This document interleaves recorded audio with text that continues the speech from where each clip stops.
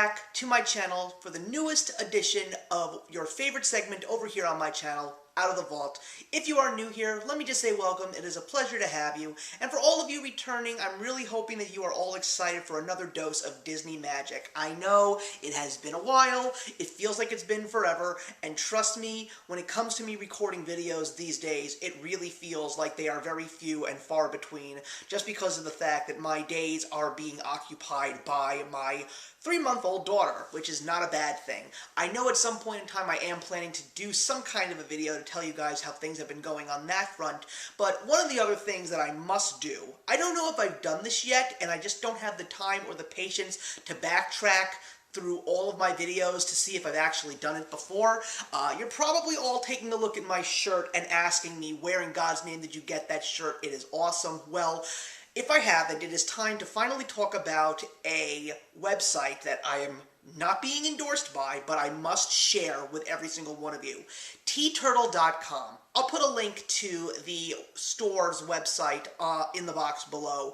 It is an online t-shirt store that just has these amazingly adorable t-shirts. Whether you just want to get something that has adorable little things on it like kittens or rabbits or red pandas or just regular pandas, or if you actually want something that references pop culture like Disney or Marvel or Harry Potter or How to Train Your Dragon, this is one of the best sites to go to. Every single time I say I'm never going to buy another T-Turtle shirt, something new and exciting comes out. Like this one that I have on right now of a Goofy movie. So yeah, TeeTurtle.com, great site if you want to get yourself some really great shirts, especially on the Disney front. So today, we are going to be talking about the newest addition to the Disney Pixar library, the 26th film.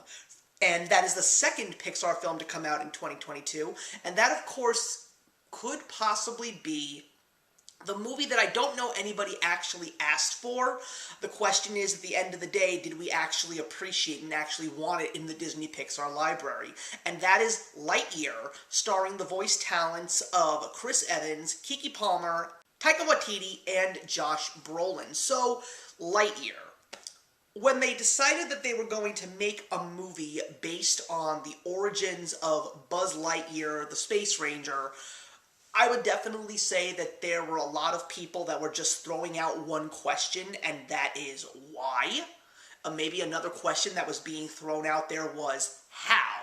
Like, what does this even mean? How do we actually explain how this Lightyear film is going to be part of the Toy Story lineage? And how does this version of Buzz Lightyear actually link up to the toy of Buzz Lightyear that we have already seen in 4 previous Disney Pixar films? Well, that was a fun conversation that I was having with my wife and other friends. My thoughts were it was Buzz Lightyear's ultimate wet dream, but this is a Disney film, which means it's not for adults with that kind of humor, though it should have been, because it would have just given everyone a hilarious laugh. But lo and behold, they pretty much give you the answer during the first few seconds of the film, saying that this was the movie that Andy's mom took him to see before he actually got the action figures. So, the action figure line is based on this Buzz Lightyear movie. And it is the story of Buzz Lightyear, one of the Space Rangers from Star Command. He and his crew get stranded on a planet, and the only way for them to actually get back home is to develop the ways to use hyperdrive. And Buzz Lightyear wants to be the test pilot for it, and what he does discover is when he does do the hyperdrive, it actually sends him forward in time a couple of years.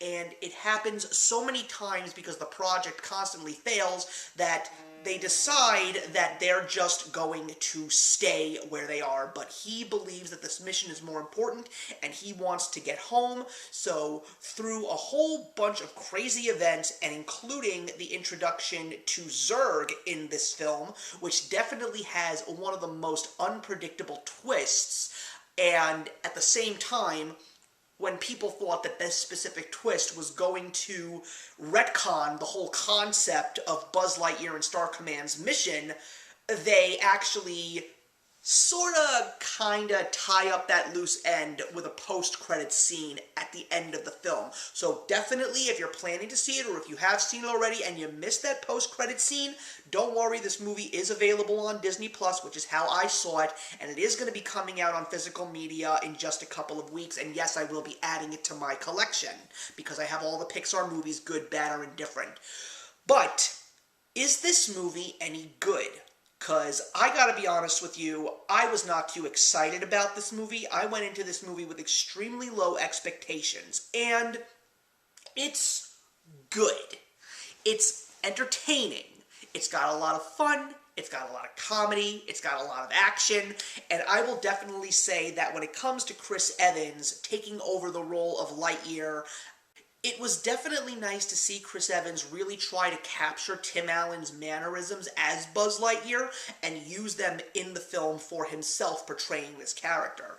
Also, one of the characters in this film that definitely steals the show is the robot cat and Buzz Lightyear's companion Socks, who is voiced by Peter Sohn, who has lent his voice talents to Disney Pixar films many, many times. You probably will fondly remember him as Squishy from Monsters University, definitely one of the best parts of that movie, and he is definitely perfect when it comes to comedy, but also the friendship that Buzz develops with him is absolutely wonderful, and also the friendships that Buzz Lightyear has with people from his past and people from his present were also really, really nice to see. They really did capture the concept of teamwork, the concept of family, and the concept of self-worth. However, the downside of this movie is, once again, this is not necessarily a movie that had to be made, and the only way that this movie truly keeps the audience entertained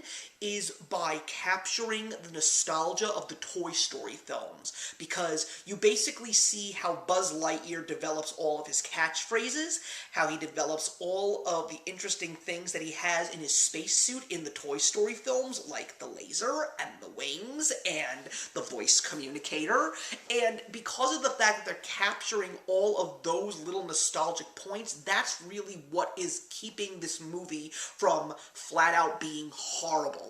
Besides the animation being absolutely stellar and a fantastic score by Michael Giacchino. I mean, I love the fact that he is lending his talents to so many Disney Pixar films, but this movie is definitely not on par with movies like Soul or Luca that recently came out, and those are two of the more refreshing Pixar films that we have gotten in a long time, probably since The Incredibles 2 and even Coco. But also, there is no true villain in this film because Zurg really didn't come off as a threat, especially after that twist. And I jokingly said to my wife while we were watching the film, the true villain of this movie, without a doubt, is Andy's mom, because no responsible parent, regardless of whether you are a single parent or a nuclear family or an extended family, you should not take a 5-year-old to see a movie like Lightyear.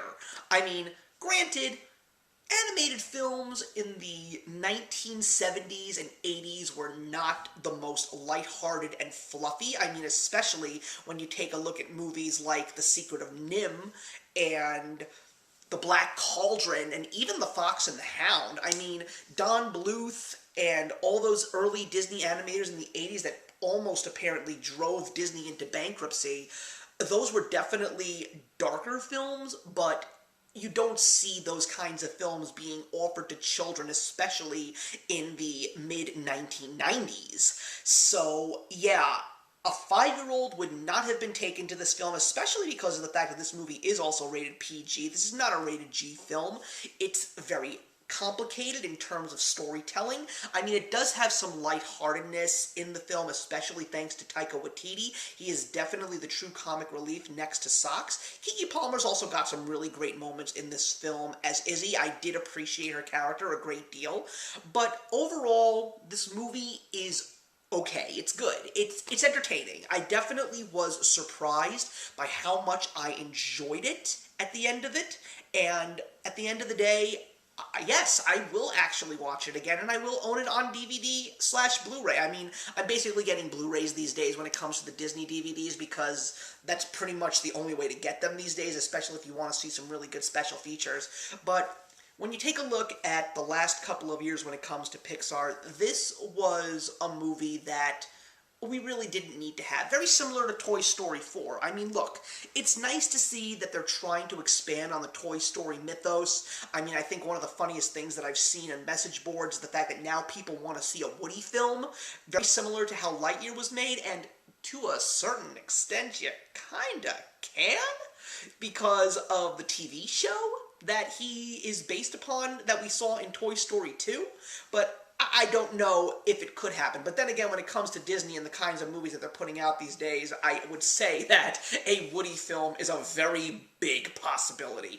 But, you know, when you take a look at movies like Soul and Luca, and yes, I'll even throw Turning Red in there, it's nice to actually see some brand new original characters in the world of Pixar rather than constantly seeing them being recycled. I mean, something that was just recently announced is the fact that they're planning to make a sequel to Inside Out. Now, granted, Inside Out was definitely open for a sequel, and I believe that the writers can definitely do a great job in creating a sequel, especially if Pete Docter directs it. I really hope that he does. But Lightyear, I don't know. I mean, it didn't have to be made, but at the end of the day, you know something? It seemed to make a decent amount of money in the box office. People did go to see it, and I probably would have seen it too because I want to see every Pixar film in theaters, but obviously, due to my current situation, I cannot, and my streak was unfortunately snapped. But at the end of the day, you know what? I'll take it. Lightyear was not the worst movie I ever saw from Pixar, which is why I'm going to give it a 2.5 stars out of 4. So thank you very much for watching, everybody. Leave your comments in the box below, and let's discuss Lightyear. And I will see you in the next one. If you enjoyed the video you just watched, feel free to leave a comment. Also, feel free to subscribe if you want to be up to date with our latest videos. Thank you so much for joining us today, and we'll see you in the next one. Actions speak louder than words.